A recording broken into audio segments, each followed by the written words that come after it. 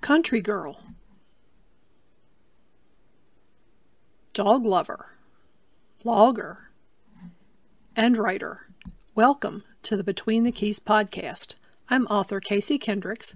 Thanks for joining me for these informal ramblings about life and writing.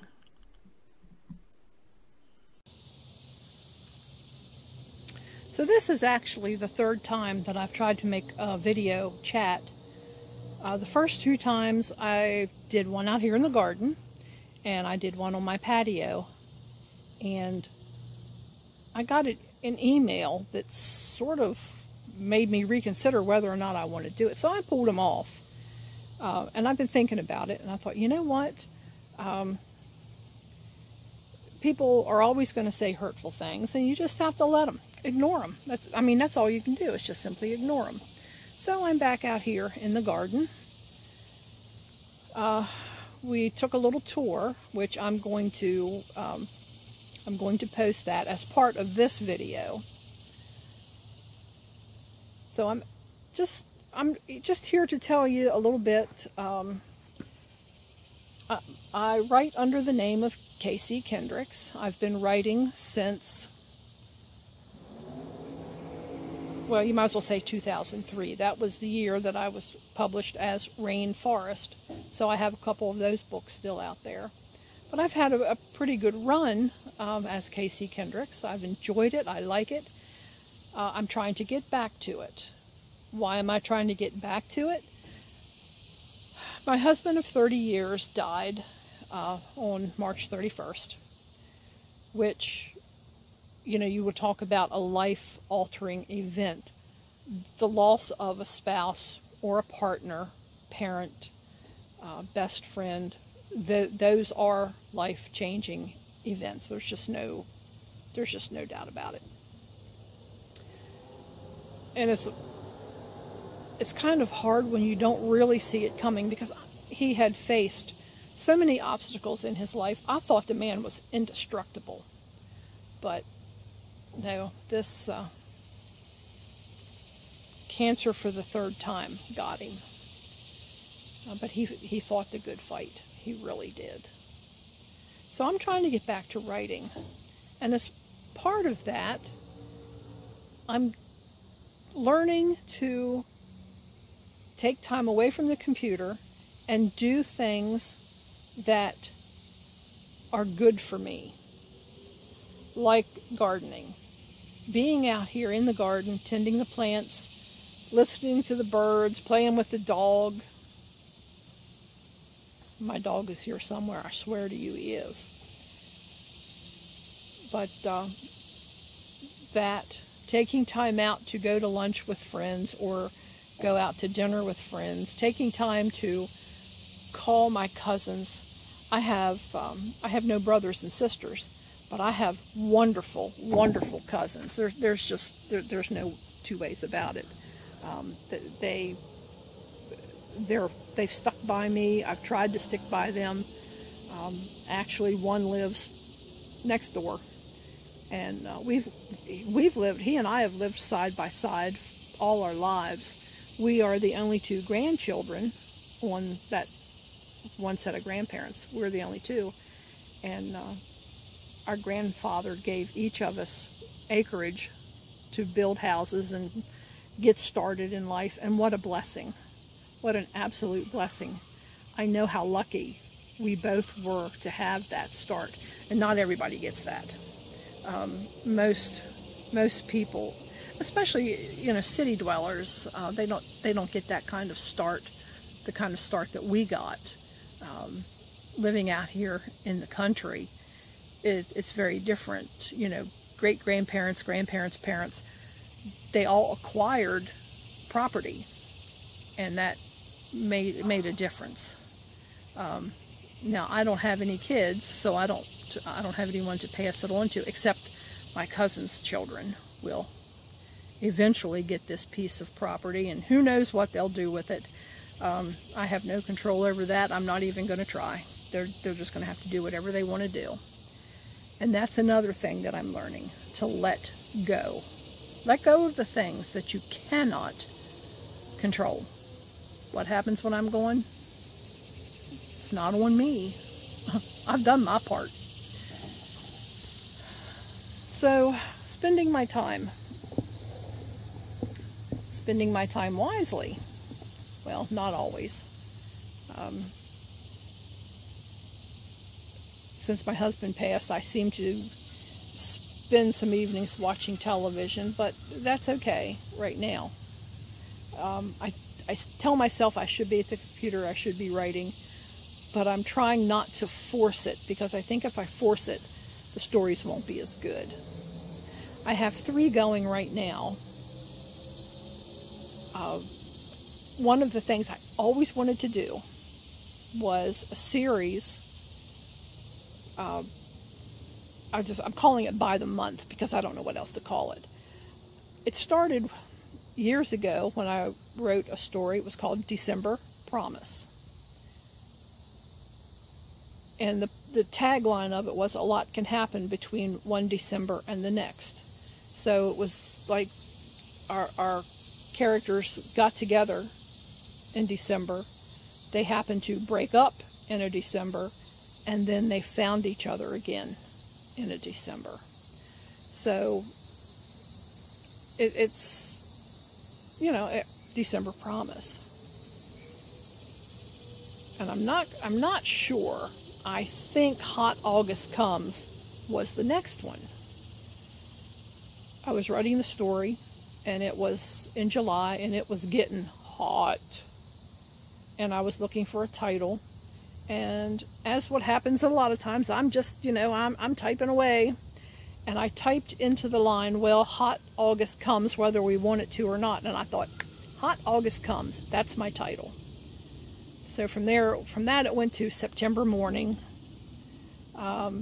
Then most recently, as part of the Centerville Muscle series, July Heat. There again, ended up the story taking place in July, and one of the characters said, well, it's supposed to be hot in July. Okay, July Heat. It just happened. And I thought, you know, you really need to do this. You've always wanted to do it. You need to do it. So I have 3 stories going. One that is going to be featured January, one is featured February, and one is featured October. And you know, it's kind of hard to come up with a title with October in it. Everybody says, oh, October skies. No, you talk about something that's overused, October skies. So we are not going there. We're going something different. But I have those 3 stories underway. At the rate I'm going now, I can see that they're going to be finished up probably like 1, 2, 3, and probably the way I like to work. I work on a story for a while until I get to where I'm not sure what I want to do next, and I switch off and I work on another story for a little while, and then I go back. So I go back and forth a lot. And I can see that I'm going to end up finishing those 3 stories in rapid succession. The good news is I have a March title and an April title already skimming around up here. So I'm sitting out here in the garden instead of being inside writing, because you don't live at the keyboard alone. So why am I making a video? My late husband and I started watching YouTube, and we never liked reality TV, but we liked YouTube because it wasn't fake. It wasn't put on. It was the real people doing the real things. What got us started was Matt's Off-Road Recovery. Now, I don't know if all of that is 100%, you know, not put on. Some of that might be a little reconstructed, but we had a good time watching that. Some of the gardening shows that I liked. We found Living Traditions Homestead, and I started getting gardening tips, and I really liked that. That was pretty cool. And we joked. We said, you know, if we should have started what they're doing now, we should have started that 30 years ago. And yeah, we'd have had a blast. We would have had a blast doing that, having cows and all that kind of stuff. It would have been great. But I was working, and you know, had to finish paying off building the house and all that kind of good stuff.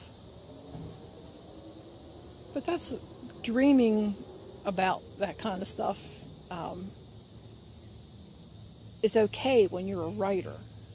You know, you look, everything you see when you're a writer, you get ideas for. Now, I'm not sure that rural living is the best backdrop for every story in the world, especially today, especially with younger people today. They don't appreciate being out in the country like this. I mean, you know, I'm sitting here, I'm watching the bees fly around. I'm not so sure that young people today are real happy to just sit and watch the bees work the blossoms on the peppers.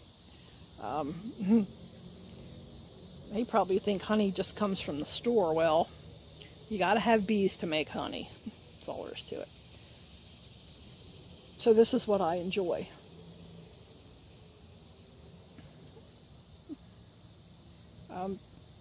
Everything helps when you're a writer. Everything.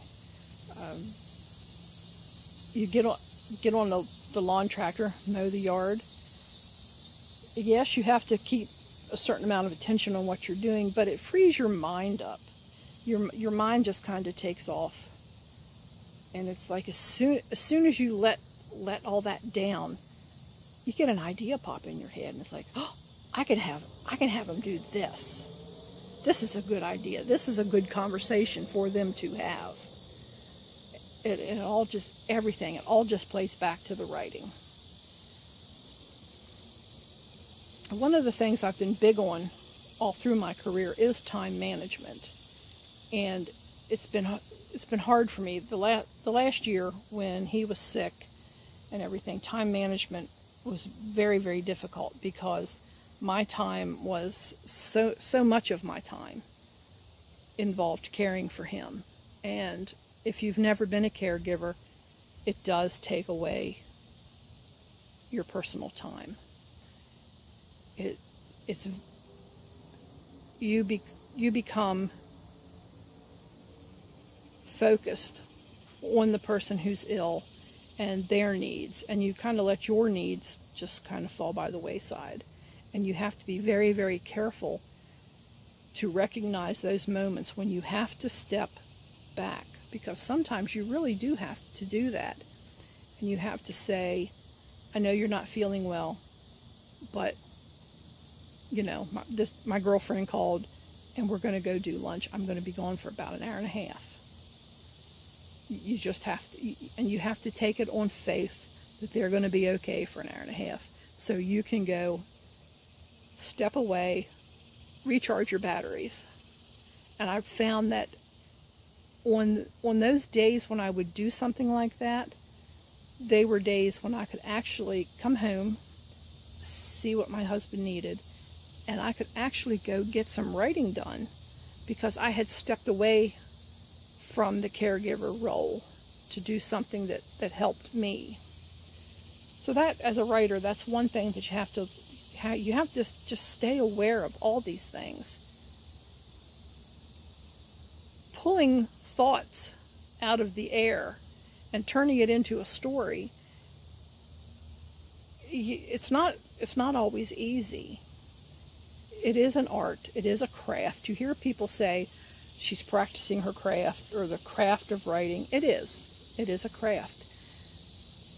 You read a book and you think, oh well, you just type the words out and it's there. No, there's more to it than that. It has to be cohesive. It has to make sense. It has to hold some level of interest. There's an ebb and flow to every story. And you have to, every chapter, you have the peak, and then you level off, and then you have to go up again. So the next chapter, you're up here, and you bring it back down a hair. Not all the way, and then you just kind of level out again, and it goes, up and down, and then it goes up again. And that, you have to practice that. There are a lot of worksheets out there. You know, part 1, they meet. Part 2, they grow closer. Part 3, they become a couple. Part 4, the black moment. Part 5, the resolution. So there's a lot out there that can really make it too formulaic. So you have to think about the ebbs and the flows and the ups and the downs, and what is it that's making your particular characters, when they're together, what is making them so unique? There's a lot of that to think about. And I really have found that stepping back and letting my subconscious mind kind of cook a bunch of ideas is helpful. So back to time management. I know how difficult this is for people who are still working. It was difficult for me when I was working, and I was so lucky that my husband was willing to fix dinner. You know, you go right for a while. I'll call you when dinner's ready. So I could go spend some time at the computer. Some nights I couldn't actually write a story. I was tired, but I could do other things. I could blog. I could get on to you know, check social media, do all that stuff. Which is another reason why I'm here making a video that I'm going to put on YouTube, because video seems to be the thing to do. People want to watch a video. They don't want to actually take time to read a book, which is just another way that the industry has changed in the last 30 years. So I'm out here and I'm rambling, but I let an email deter me from doing this, and I'm not sure I'm going to do that anymore. I think I'm just going to kind of have at it and see what happens and just go from there. I'm not going to repost those first 2 videos. I could, but I'm not going to. I don't see any reason to. I had a friend look at him and she goes, "You didn't smile." Well, I'm not here cracking jokes. I could. I really could. My humor's a little bit sarcastic, maybe. Sometimes it tends towards dark humor, and you know, YouTube has this thing. You got to watch YouTube. YouTube can be strange from everything that I'm hearing. So don't want to tick off the powers that be. So that's it. Thanks for coming along for my little chat this afternoon. I hope I can get better at this. I hope I can do a little bit better with figuring out what my topics are going to be. I call myself an accidental writer because I kind of fell into it. It wasn't like I wasn't planning on ever being published. I let my mother read a manuscript and she got on me about it, and here I am. So that's why I say I'm the accidental writer. So I'm hoping that I can get my act together with a little time management and figure out what my topics are going to be from chat to chat. Some of them will be here in the garden. Some of them might be on the patio. Some of them might be back in my office. Some of them might be sitting out in the wood yard when it's time to chop wood. You just never know. I'm not going to plan them too far. I don't think. Maybe I will. I don't know yet. It's all up in the air. It's all a work in progress, just like what the stories on my computer. So again, I'm Casey Kendricks. Thanks for coming along. If you're interested in my book list, you can find it at kckendricks.blogspot.com. I used to have a website. That would be a whole other video. Yeah. But the link is going to be below. I'm going to have it across the screen here if I'm good enough to figure that one out. and I hope you'll check it out. I have a lot of books available under Casey Kendricks and under the name Rainforest, which one of my friends said, oh, you need to go back to writing science fiction. Well, okay, that would be a rainforest story. And that may happen. Now that I'm on my own, I do have a lot of time. I am being gentle with myself. Since my husband did just pass a few months ago, I'm being gentle with myself and trying not to put too much pressure on myself to get things done. Trying to relax. Things will happen as they happen. So that's my story for today, and I'm sticking to it. I hope you've made it this far. Check back again, because you never know what I'm going to ramble on about the next time. Thanks for stopping by the channel. Please subscribe, help my channel grow. You know, all the usual. Hit the like button, subscribe. I'll see you next time around.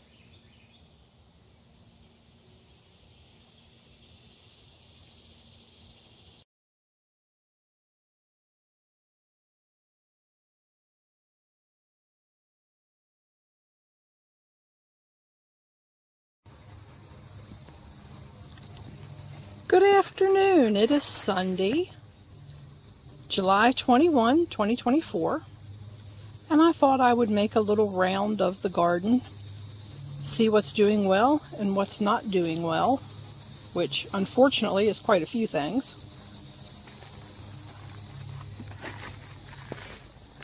My green stalk, I'm really happy with my green stalk. It looks good. Hear the local drag strip in the background. They're running today. Daylily that I've had for years.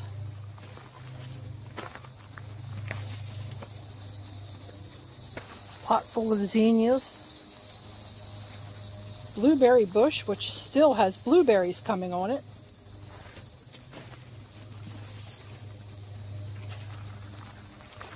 Got a pot of ageratum, and I couldn't figure out what was growing in there with it. And then it occurred to me, that is the pot that I had a ginger plant in last year.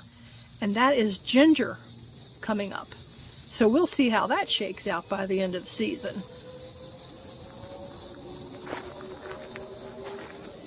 Back here, this is a pot full of sonnet, S-O-N-N-E-T, snapdragons. And it has just been the prettiest thing all season long.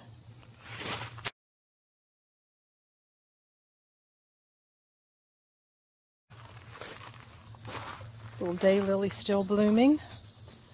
Echinacea, coneflower. I've been real happy with this pot all year too. But it looks like it's getting over. The roses are about done with their second blooming. They've been outperforming themselves this year. I love it. And over there, my garden. What's left of it. It's been a hard year. Everything got off to a bad start. My late husband was in the hospital when I should have been tending to all my seedlings. So I lost a lot of stuff and had to start over later in the year. That wasn't very good. Really kind of put everything behind. And this, I'm not quite sure what you could call this, but my late husband made that for me. And it used to be, I used to have a clematis growing on it, but the clematis eventually died out. You know, these things happen. But I'm keeping it. I'll find something to do with it next year. Maybe set it down over top of a bucket or something with a vine. I have a girlfriend who, she has seeds to some kind of vine that's just very prolific, so I think I'll get some off of her next year and see what happens. My poor little greenhouse. It's kind of messy. no point looking at it.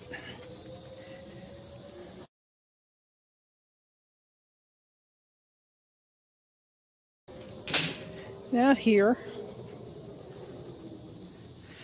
I left this little corner of the garden. In years past, my late husband, who was in a wheelchair, when I say wheelchair, it was a power chair, he'd come out and we'd sit and we'd chat, you know. But now it's just me and the dog, who is around here somewhere. And since I lost so many vegetable seedlings, I just went with some flowers this year. Some impatiens. Finally got some basil to grow. I like pesto. So I'm planning on making another batch of that. Some more basil. That took a long time to get going. Tomatoes. These are Roma tomatoes. And as you can see, they're there on the vine, but they're not getting big. So I don't know what's going to happen. I've already dug up 2 of them that wilted for some reason, wilted badly. These are Craig's Grande jalapeno peppers. And they're still doing okay. So I'm hoping to be able to make a batch of something that's called cowboy candy. It's candied jalapeno. I like it. But we still have a lot of flowers on there, so I'm very hopeful that I'm going to be able to do that. Some more basil down here. When I had to replant the basil, I went a little crazy, and I'm kind of glad I did, because you can make pesto and freeze it. Cucumbers. They're called Marketer, M-A-R-K-E-T-E-R. And this is the first year I've planted them, and I'm pretty sure it's going to be the last. I have 1 cucumber growing down here, and it is nothing to brag about. So I don't know what I'm going to do. Last year I planted straight 8s and they did better. Wax plants, begonias. These were my grandmother's favorite. She loved the red ones, so I plant them every year to honor her. And I have 2 pots. You probably can't see them. But I have 2 big pots that I take in every winter that I take cuttings off of in the spring. That is a California Wonder bell pepper. I hope it does something. It's a kind of salvia. This is gourds. You can see the little gourd down in there. I've never grown them before, but I thought I would. And they're not getting very big, so I don't know what's going to happen there. This is a different kind of salvia. First time I've seen it that had 2 colors on. Spaghetti squash. This is the big success of the garden this year. All of that is spaghetti squash. It's just gone wild. I love it. Here's another big one. I have so many spaghetti squash in there. I'm going to be sharing out with my neighbor.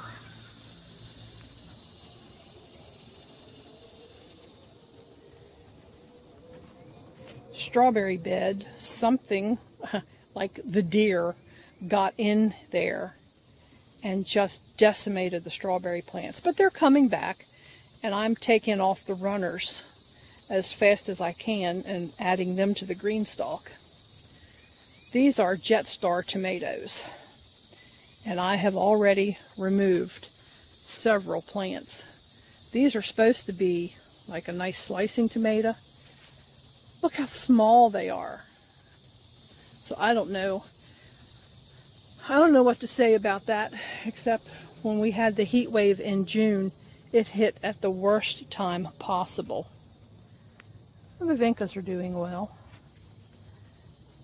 A couple more little peppers.